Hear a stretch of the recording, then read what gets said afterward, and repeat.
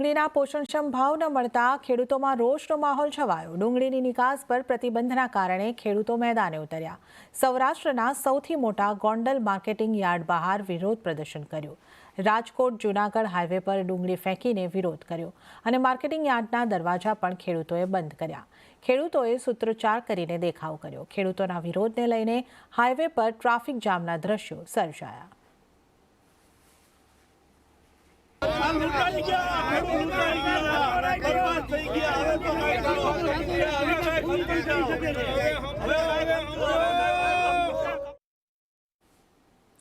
ડુંગળીની નિકાસ પ્રતિબંધ અંગે કિસાન કોંગ્રેસ ચેરમેન પાલ આંબલિયાએ પ્રતિક્રિયા આપી। તેમણે કહ્યું કે એક બાજુ સરકાર 2022માં ખેડૂતોની આવક ડબલ કરવાની વાત કરતી હતી, પરંતુ ખેડૂતોની આવક ડબલ તો ન થઈ, અડધી થઈ ગઈ।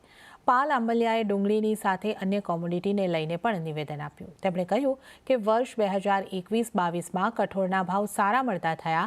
સરકારે 1.5 લાખ મેટ્રિક ટન કઠોળની આયાત કરી, તો તે પહેલા વર્ષ 2020-21માં જ્યારે ખેડૂતોની ડુંગળી માર્કેટમાં આવવાની હતી ત્યારે જ સરકારે 5 લાખ મેટ્રિક ટન આયાત કરેલી ડુંગળી માર્કેટમાં મૂકી।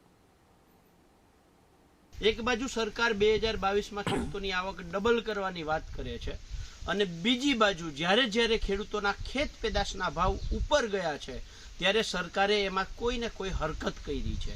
છેલ્લા 5 વર્ષની જ આપણે વાત કરીએ તો અત્યારે ડુંગળીના ભાવ જ્યારે 800-900 રૂપિયા પ્રતિમણ ખેડૂતને મળતા હતા ત્યારે કેન્દ્ર સરકારે એ ડુંગળી પર નિકાસ પર પ્રતિબંધ મૂકી અને ડાયરેક્ટ 200-250 રૂપિયાએ લઈ આવી। ગયા વર્ષે તુવેરના ભાવ જ્યારે માર્કેટમાં સારા મળતા હતા ત્યારે સરકારે મ્યાનમાર બર્માથી તુવેર આયાત કરવાનો નિર્ણય કર્યો। એના આગલા વર્ષે કપાસના ભાવ જ્યારે આપણે સૌ જાણીએ છીએ કે 2500-2600 રૂપિયાની આસપાસ જ્યારે થઈ ગયા ત્યારે જ કેન્દ્ર સરકારે નિકાસ પર પ્રતિબંધ મૂક્યો અને કપાસનો ભાવ ગગડી અને નીચે આવી ગયો। તો અમદાવાદમાં ડુંગળીના ભાવ વધારા મુદ્દે કોંગ્રેસ નેતા અમિત ચાવડાએ સીએમને પત્ર લખ્યો। પત્રમાં અમિત ચાવડાએ ખેડૂતોના હિતમાં ડુંગળી પરના નિકાસ પર પ્રતિબંધને તાત્કાલિક પુનઃ શરૂ કરવાની અપીલ કરી હતી। વધુમાં તેમણે ખેડૂતોને હાલ ડુંગળીના પૂરતા ભાવ ન મળવાનો પણ પત્રમાં ઉલ્લેખ કર્યો હતો। તો સાથે જ કેન્દ્ર સરકારે ડુંગળીના નિકાસ પર પ્રતિબંધ મૂકતા ખેડૂતની હાલત કફોડી બની હોવાની વાત કરી।